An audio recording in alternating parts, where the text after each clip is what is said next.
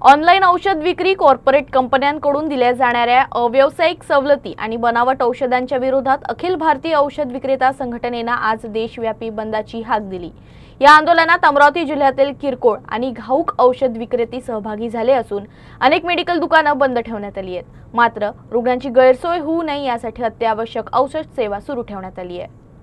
अखिल भारतीय औषध विक्रेता संघटनेच्या आवाहनानुसार बुधवारी 20 मे रोजी देशभरातील औषध विक्रेत्यांनी बंद आंदोलन पुकारलं आहे। अमरावती जिल्ह्यातही या आंदोलनाला प्रतिसाद मिळत असून अनेक किरकोळ आणि घाऊक औषध दुकानं बंद ठेवण्यात आली आहेत। Amravati district chemist and druggist असोसिएशनचे अध्यक्ष सौरभ मालानी आणि सचिव राजा नानवानी यांनी याबाबत माहिती दिली।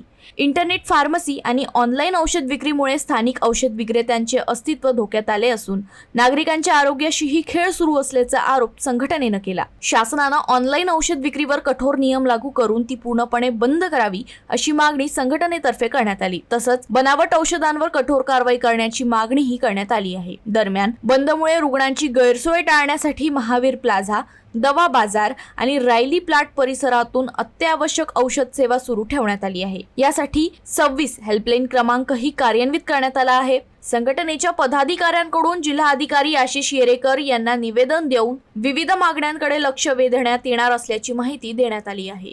आम्हाला जनतेशी काहीही वैर नाही, आम्ही जनतेसोबतच आहोत आणि इमर्जन्सीमध्ये आम्ही जनतेला पूर्ण सहकार्य करू आणि सर्व्हिसेस देऊ।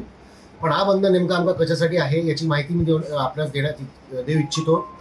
ऑनलाईनमुळे मिळणाऱ्या औषधीमुळे स्पुरियस ड्रग म्हणजे बनावट ड्रगांचा सुळसुळाट मार्केटमध्ये सध्या सुरू आहे आणि ऑनलाईनमध्ये मिळणाऱ्या औषधींमध्ये नशेच्या औषधी, झोपेच्या औषधी, MTP किट या सर्रासपणे उपलब्ध आहेत।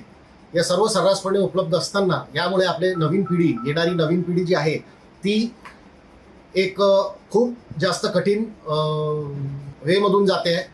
त्यामुळे आम्हाला या औषधी विक्री, ऑनलाईन विक्री अर्जंटमध्ये बंद पाहिजे असं आमचं निवेदन सरकारला आहे।